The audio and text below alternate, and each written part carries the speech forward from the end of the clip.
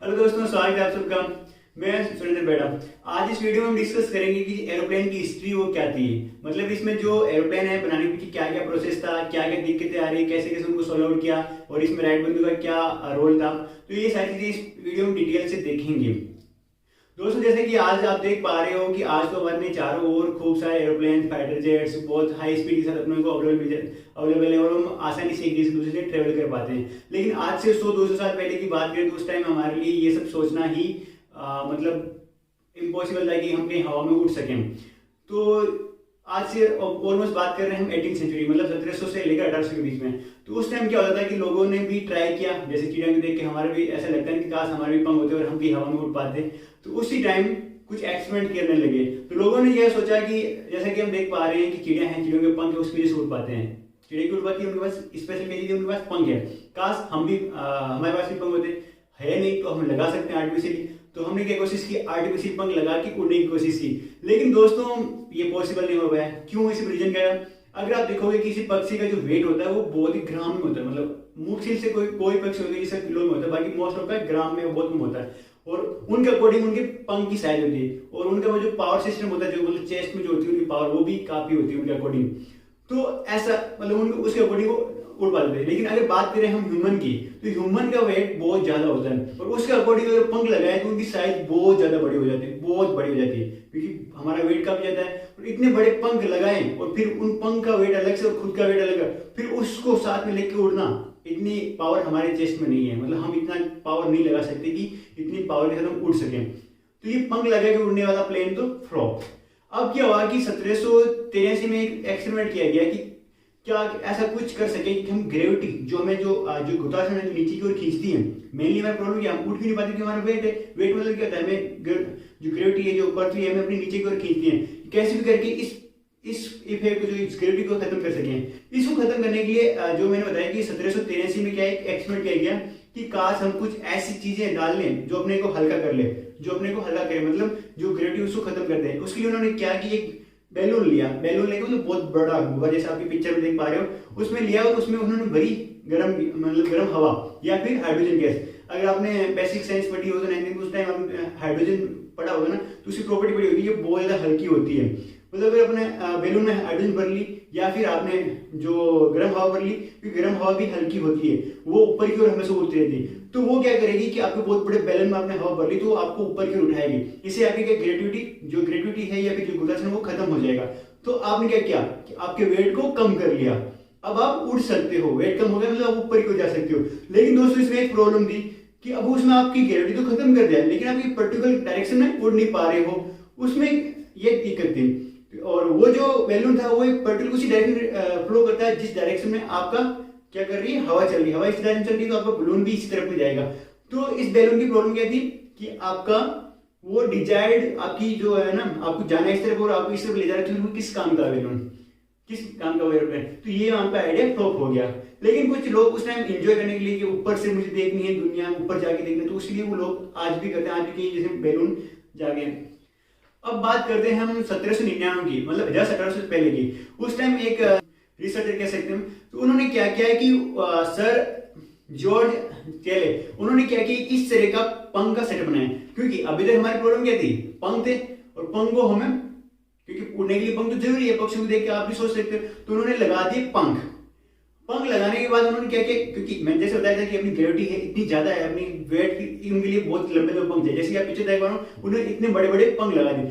Fix wing, मतलब उसे बोल सकते हैं फिक्स विंग एरोप्लेन, ऐसा उन्होंने लगा दिया। मतलब केवल पंख लगाए थे, उन्होंने फिक्स कर रखे थे। फिर उन्होंने क्या किया, ऊपर की, मतलब ऊपर जो पहाड़ी है वहां से लगाई छलांग, या फिर दौड़ते हुए फिर उन्होंने छलांग लगाई। तो उन्होंने क्या किया, फील किया कि मतलब उन्होंने जैसे वो वहां से कूदे, उन्होंने फील किया कि हाँ वो हल्के फील कर रहे हैं, मतलब उड़ पा रहे हैं। बेसिकली आज थोड़ा सा आगे जाके गिर गए, लेकिन उन्होंने वहां पे फील किया कि वो उड़ने में सक्षम है। उन्होंने रीजन क्या था उसके पीछे, कि उन्होंने इस तरह का एक पंख बनाया, यहां से सीधा आगे से ऐसा था ड्रैग, आगे से तो सीधा था, वो पीछे से आगे से मुड़ा हुआ था, मतलब ऐसे यहां से उठाने वाला मुड़ा हुआ है।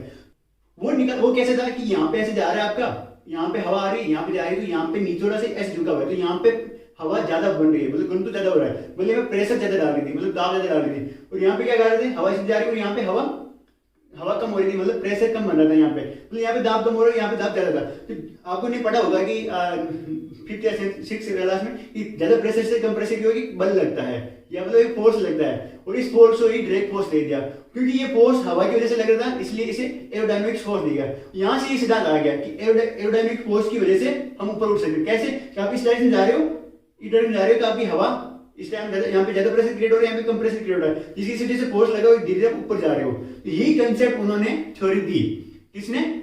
जॉर्ज ने, सर जॉर्ज ने। तो वहां से ये आने के बाद काफी लोग इस पे वर्क करने लगे। दोस्तों अब तक हमने देख लिया है कि हमारे पास ये कंसेप्ट आ गया है कि हम उड़ सकते हैं, मतलब हमारे पास पॉसिबिलिटी है। लेकिन प्रॉब्लम क्या की कि मैंने बताया कि आप हवा में ऐसे चलोगे कंटिन्यूसली, मतलब आपको कंटिन्यूसली चलना पड़ेगा। मतलब आपका जो एरोप्लेन है, जो भी पंख है, जैसे कि आप देख पा रहे हैं, उसको कंटिन्यूसली आपको देना है फोर्स पीछे से, मतलब आगे से वो गति करना है, गति भी करता रहे। और सेकंड बात ये कीजिए कि वो गति करे तब उसमें कंट्रोल लो। अब कंट्रोल कैसा? चाहे तो ऊपर जा सके, चाहे नीचे जा सके, एक टाइप, चाहे वो इस तरफ जा सके, चाहे इस तरफ जा सके। और अगर बैलेंस बिगड़े, जैसे ऐसा हो रहा है या फिर ऐसा हो रहा है, तो उसको कंट्रोल कर सके। तो उसे 3 एक्सिस का कंट्रोल भी चाहिए था। अब वो दो प्रॉब्लम मेन थी, एक तो उसे कंटिन्यूसली मतलब आगे की ओर बढ़ाया जाए, उसे मतलब आगे की ओर बढ़ाया जाए ताकि वो ऊपर की ओर उड़ सके और हवा ऐसे फोर्स लगे। और सेकंड क्या है, उस पर कंट्रोल। ये दो मेन प्रॉब्लम थी और इनको धीरे धीरे साइंटिस्ट सॉल्व आउट करने की कोशिश करते हैं, क्योंकि हमारी प्रॉब्लम थी कि उसे कंटिन्यूसली उसकी रफ्तार को बनाए रखे। उसे बनाए रखने के लिए कुछ लोगों ने उस पर लगा दिया इंजन, क्योंकि 1778 में क्या हो गया, स्टीम इंजन का आविष्कार हो गया। वही लेके 1774 में एक साइंटिस्ट ने उसने क्या किया, उसको ही फिक्स कर दिया किस पे, एरो जो ये स्ट्रक्चर बना था विंग, फिक्स विंग था उस पर, कि अब पावर तो मिल जाएगी, पीछे लगा दी पंख, तो उसे पंख लगा दी वो आगे की तरफ ट्रेवल कर सके। अब ये प्रॉब्लम सोल्व आउट होगी। लेकिन दूसरी प्रॉब्लम क्या थी, कंट्रोल वाली, लेकिन वो इतनी आसानी से सक्सेसफुल नहीं हो पाई। उसके भी रीजन था। अब क्या हुआ था कि पावर लगा दिए, तो 1794 में एक साइंटिस्ट आता है हरिराम, उसने क्या किया कि पीछे पंख लगे हुए हैं, पावर मिल रही है और वो आगे की ओर उड़ रहा है। लेकिन वो उड़ने में सक्सेस तो हो गया, लेकिन वो अब टेक ऑफ कर पाया, लेकिन उसे आगे टेक ऑफ करने के बाद, उड़ने के बाद वो उसको कंट्रोल नहीं कर पा रहा कि ऊपर जाए, नीचे जाए, इधर जाए, इधर जाए, उस आगे जाके सीधा गिर गया। यही प्रॉब्लम थी कि अब आपकी एक प्रॉब्लम सोल्व हो गई, आप ट्रेवल तो कर पा रहे हो आगे की ओर, लेकिन दूसरा उसको कंट्रोल करना, ये चीज कर सक्सेसफुली कर पाए राइट बंधु। उन्होंने 1903 में ये सक्सेसफुली मतलब रिप्रेजेंट मतलब प्रदर्शित कर दिया कि हम इस चीज को कंट्रोल कर सकते हैं। प्रॉब्लम क्या थी, एक तो कंटिन्यूसली उसको रफ्तार दी जाए ताकि उसको फोर्स मिलता जाए, डायरेक्ट फोर्स, एरोडायनामिक फोर्स मिलता जाए ताकि ऊपर उठ सके। और सेकंड चीज क्या थी कि उसको कंट्रोल कर सके। अब उन्होंने क्या किया, अब हम राइट बंधु के बारे में आते हैं। राइट बंधु इसीलिए ही फेमस हुए क्योंकि उन्होंने दोनों चीज पे कंट्रोल कर पाया और सक्सेसफुली जो एरोप्लेन है उसको उड़ा के प्रदर्शित कर पाए।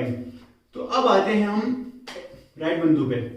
तो प्रॉब्लम, फर्स्ट प्रॉब्लम कि उसका कंट्रोल भी क्या, 3 एक्सिस, कैसे ऊपर जाएं या नीचे जाएं, एक एक्सिस लेफ्ट जाएं या राइट जाएं, दो दूसरे एक्सिस, तीसरा कि अगर वो एरोप्लेन इम्बैलेंस आए कि मतलब थोड़ा इधर झुक जाए तो फिर उसको कैसे कंट्रोल करे वापस, और फिर इधर झुक जाए तो इधर वापस कैसे कंट्रोल करे। ये 3 प्रॉब्लम मतलब तीन तरह से कंट्रोल करना था। तो उन्होंने सबसे पहले क्या किया कि जो अपने फिक्स विंग जो उन्होंने यूज किया उसी तरह यूज किया और उन्होंने एक्सपेरिमेंट किया कि हम ऊपर नीचे वाला कंट्रोल करें। उन्होंने क्या लगाया, जैसे कि आप पिक्चर देख रहे हैं, एक आगे की ओर ऐसा लगा दिया, ये एरोप्लेन है, ये आगे की ओर ऐसा कुछ लगा दिया। अब उसको कंट्रोल करना था। अब फ्लाइट टेक ऑफ हो रही है, उसके बाद उसको लेना है कि ऊपर जाएगा, तो ऊपर जाना है तो इसे ऐसा कर दिया कि यहाँ पे प्रेशर ज्यादा क्रिएट होगा, यहाँ पे होगा तो अपना ऊपर चला जाएगा और ऊपर जाएगा। अब उस नीचे लेना है तो उसे ऐसे कर देगा, यहाँ पे प्रेशर ज्यादा हो जाएगा, यहाँ पे प्रेशर कम हो जाएगी, हवा यहाँ पे तेजी से निकलेगी और यहाँ पे धीरे से निकलेगी। यहाँ पे हवा का प्रेशर ज्यादा होगा, यहाँ पे हवा का प्रेशर कम होगा तो नीचे चला जाएगा। तो ये कंट्रोल हो गया उनका कि अप जाए डाउन, ये कंट्रोल। सेकंड कंट्रोल क्या बताता है उनका कि लेफ्ट जाए या राइट जाए। इस कंट्रोल करने के लिए उन्होंने क्या किया कि जैसे कि पिक्चर देख पा रहे हो, जो एरोप्लेन था उसके पीछे की तरफ एक इस तरह का लगा दिया, इस तरह का, ये एरोप्लेन है इस तरह का लगा दिया। अब क्या है कि मान लो तुम्हें इस तरफ जाना है तो वो क्या करेगा, इस तरफ ऐसे कर देगा, पीछे वाले जो पीछे दिखेगा इसको इस तरफ करेगा, यहाँ पे प्रेशर ज्यादा होगा, कम होगा, यहाँ फोर्स लेगा तो ये जो एरोप्लेन यहाँ पे इस तरह से मुड़ जाएगा और एरोप्लेन इस तरफ चला जाएगा। यही कंसेप्ट इस तरफ लेफ्ट में मुड़ना है, यहाँ पे एरोप्लेन है ये ऐसे और इसको इस तरफ मुड़ जाएगा, यहाँ पे प्रेशर ज्यादा होगा, यहाँ पे कम होगा तो यहाँ पे एरोप्लेन इस तरफ मुड़ जाएगा। ये कंसेप्ट करके इसने अपने रोटेशन पर भी कंट्रोल पा लिया। अप डाउन पे तो पा लिया था, रोटेशन कि लेफ्ट जाना राइट जाना। अब तीसरा प्रॉब्लम की थी कि अगर बाई चांस अगर इम्बैलेंस हो जाए कि एक एरोप्लेन है, जैसे कि आप देख पंख बहुत बड़े बड़े थे, कि मान लो थोड़ा सा इम्बैलेंस हो जाए तो इस तरफ झुक जाए, फिर प्रॉब्लम तो आएगी ना। तो इसको कंट्रोल करने के लिए उन्होंने क्या किया कि जो इसके देखो आप देखो दो लेयर, एक तो ऊपर की तरफ ऐसे लेयर और एक नीचे की तरफ ऐसे लेयर है। तो उन्होंने क्या कि ये जो लेयर है, जो ऊपर वाली जो ये पंख है, इनमें ही इस चीज को कंट्रोल कर सके। तो उन्होंने क्या, जैसे हवा आ रही है, अगर गलती से हुआ है कि एरोप्लेन ऐसा हो गया, तो अब क्या करेगा कि ये अपने जो ऊपर पंख है इनको ऐसे मोड़ लेगा कि यहाँ पे इसको ऊपर और इसको नीचे, यहाँ पे ज्यादा प्रेशर लगेगा और यहाँ पे कम लगेगा तो वो इसको ऊपर उठाएगा, और ये इसे नीचे कर लेगा क्योंकि यहाँ पे प्रेशर ज्यादा लगेगा और यहाँ पे कम लगेगा तो ये इसको नीचे की दबाएगा। तो ऐसा करके ये नीचे ऐसा आ जाएगा। सेम कंडीशन इस तरीके होगी कि यहाँ पे अगर इस तरह झुका हुआ तो इसको ऐसे ऊपर कर देगा और इसको नीचे कर देगा, तो ये हवा जैसे यहाँ पे फोर्स लग के यहाँ नीचे की ओर फोर्स लेके ऊपर आ जाएगा और ऊपर की फोर्स लेके नीचे आ जाएगा, तो ऐसे करके बैलेंस हो जाएगा। तो ये चीज उन्होंने कर लिया, उन्होंने 3 एक्सिस में कंट्रोल करना सीख गया एरोप्लेन को, और यही प्रॉब्लम थी। अब सेकंड प्रॉब्लम कि वो ऑलरेडी पहले ही सोल्व आउट हो चुकी थी पावर वाली। अब पावर के लिए उन्होंने क्या किया कि इंजन लगा दिया, उन्होंने सेटअप कर दिया। कौन सा इंजन लगा दिया? पहले तो स्टीम इंजन था जो 1778 में इन्वेंशन हुआ, लेकिन अभी तक बात हम कब की बात कर रहे हैं, ऑलमोस्ट 1894 की बात कर रहे हैं, और 1894 से बाद ये एक्सपेरिमेंट हो रहे थे। तो उस टाइम अपना जो पेट्रोलियम इंजन है या जो ये कैसे थे केरोसिन इंजन है, ये भी आ चुका था। पेट्रोलियम से यूज हो गया, मतलब केरोसिन से यूज हो गया।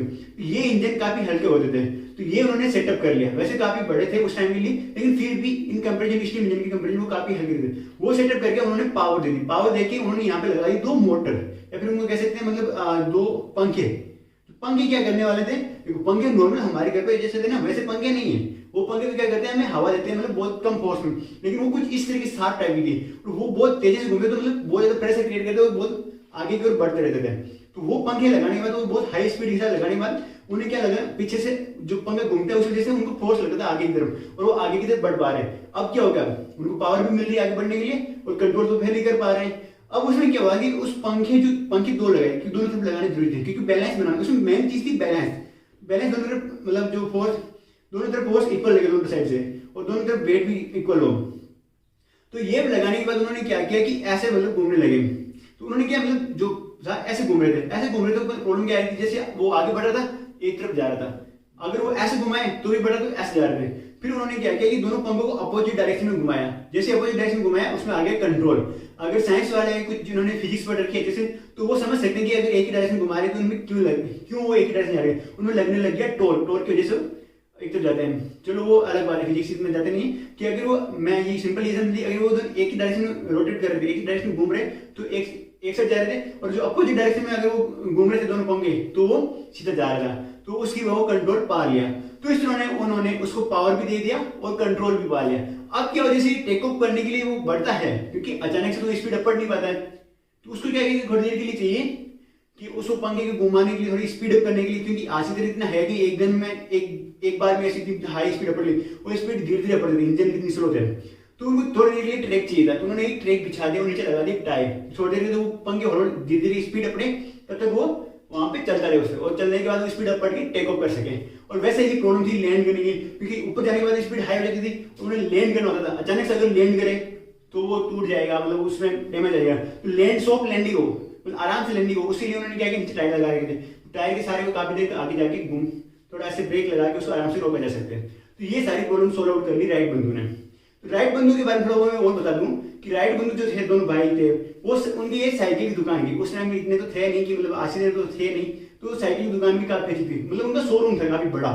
तो उनके पास रॉ मटेरियल होगा, मतलब जो फालतू का सामान, चेनें हो गई या इंजन हो गया, या फिर जो ऐसी चीज होती है ना, जो लकड़ी वगैरह, जो जितना भी स्ट्रक्चर बना रखा था उन्होंने, ये लकड़ी और सिंपल लो, मतलब बहुत सिंपल, जैसे स्ट्रक्चर देख पा रहे हैं बहुत सिंपल था ये। लेकिन इससे उन्होंने जो किया ना, वो सच में बहुत ही बढ़िया था, क्योंकि उस टाइम पे इतना करना, एक नई चीज इन्वेंशन करना बहुत बड़ी बात होती है, और उस सक्सेस तक पहुंचाना, क्योंकि उस टाइम नेट टेक्नोलॉजी थी, नया उसके पास इतना था, फिर भी काफी कुछ सीखने को मिलता है। इस तरह उन्होंने सक्सेसफुली 1903 में, दिसंबर 1930 में इसको उड़ा के अपने नाम उनको पेंट करा लिया कि हाँ इन्होंने ही इसका इन्वेंशन किया। तो इस तरह ये एक सक्सेसफुल स्टोरी थी उनकी। अब क्या होता है कि आपका अभी तक तो उसमें एक ही बंदा उठ के बैठ के जा सकता है, अब उसमें क्या थी, ट्रेवल, मतलब अपनी कोशिश की थी इसमें लोगों को भी बिठा के उड़ाया जा सके। तो उन्होंने इस तरह सेटअप, मतलब उसको सेटअप किया कि एक तरफ जो ड्राइवर हो, एक तरफ पैसेंजर बैठ सके। तो ऐसे 2 वाली बनी, फिर 3 की, फिर ऐसे जगह बढ़ती रही। धीरे धीरे 2010 तक, 1910 तक तो उसमें डेवलपमेंट होती है।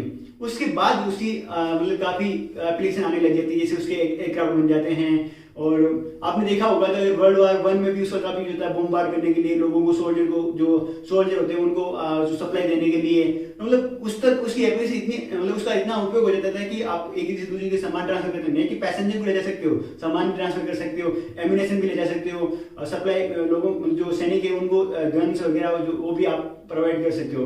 और वर्ल्ड वार 2 में तो आप क्या कहें कि मतलब आपके जो नागासाकी और हिरोशिमा में बम गिराया वो भी एयरक्राफ्ट से गिरा है। तो एयरक्राफ्ट और आज की मॉडल में तो आप वेल नोन हो ही। अब मैं यहाँ पे कंपैरिजन करना चाहता हूँ कि जो स्ट्रक्चर 1773 में जो जॉर्ज ने दिया था कि पंखों वाला, वो आज भी यूज किया जाता है। उसके बाद जो राइट विंग ने यूज किया उसका कंसेप्ट भी आज यूज किया जाता है। कैसे? आज अगर एरोप्लेन देखोगे तो उसके पंख देखो ऐसे होते हैं, दूर ऐसे होते हैं, ऐसे आगे से पीछे से ऐसे थोड़े मुड़े हुए, आप नोटिस किया होगा। और दूसरी चीज क्या आती है, उनको पावर कहां से मिलती है? उनको पावर मिलती है यहाँ पे साइड में लगे होते हैं जो फैंस, दो ही साइड लगे, दो ही साइड, वो बहुत तेजी से घूमते हैं और इतने पावरफुल फैन होते हैं। और जो इनमें इंजन होता है ना वो भी बहुत पावरफुल होता है कि बहुत तेजी से उनको घुमाना होता है। और पंखे भी इतने पावरफुल होते हैं कि बहुत तेजी से फोर्स लगे ताकि बहुत तेजी से आगे जा सकें। और आप उन पंखों की ब्लेड देखिए ना, बहुत बड़ी बड़ी होती है। और उनकी जो ब्लेड्स को बनाने के लिए भी है ना बहुत सारे मिक्स धातु का यूज करके बनाएंगे, क्योंकि जब वो घूमती है ना तो उनको बहुत ज्यादा प्रेशर पड़ता है, बहुत ज्यादा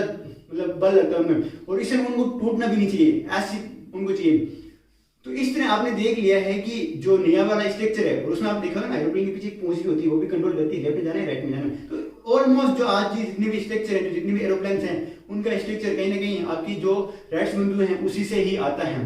कैसे उसको कंट्रोल कर पा रहे हैं, कैसे उसको कंट्रोल नहीं कर पा रहे हैं। तो आई थिंक आपको ये वीडियो काफी अच्छा लगा, और please like share with your friends.